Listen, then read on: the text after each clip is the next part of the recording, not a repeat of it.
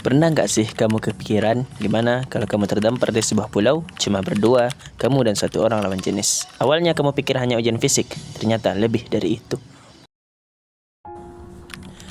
Hari-hari pertama, kalian menjaga jarak karena kalian tahu kalian muslim.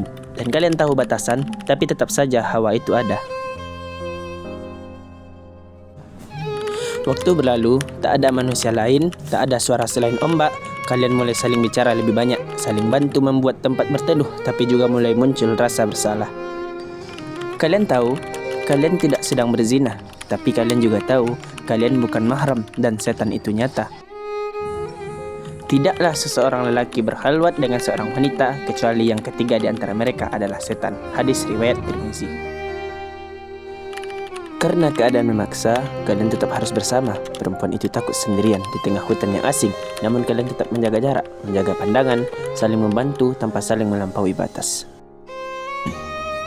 Beberapa hari berlalu, kamu mulai takut bukan pada binatang buas, tapi pada murka Tuhanmu. Sore itu kamu bersimpuh dan sholat, memohon petunjuk, memohon ampun, memohon jalan keluar.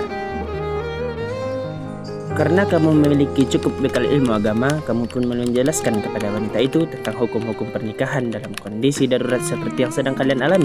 Kau katakan padanya dengan tenang, dalam kondisi seperti ini, jauh dari manusia, tanpa akses ke penghulu, wali dan saksi, syariat Islam tidak membebani seseorang di luar batas kemampuannya.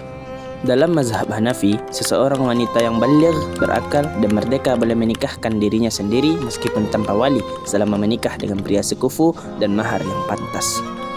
Dan dalam Majmu' al-Fatawa disebutkan bahwa dalam keadaan terpaksa dan darurat, hukum berubah sesuai kebutuhan dan tingkat kedaruratannya.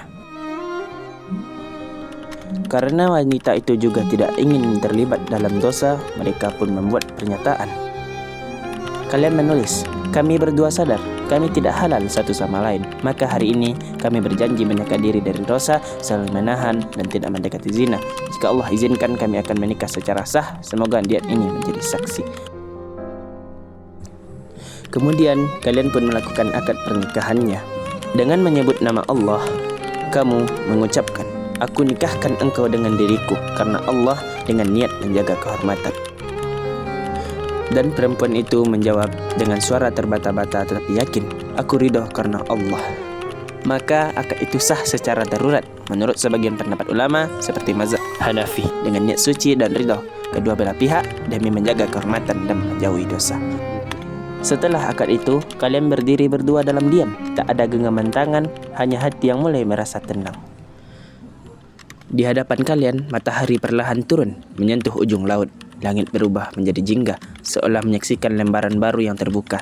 Hari itu belum berakhir, tapi kalian tahu dosa besar telah dijauhkan dan langkah kecil menuju ridha Allah telah dimulai.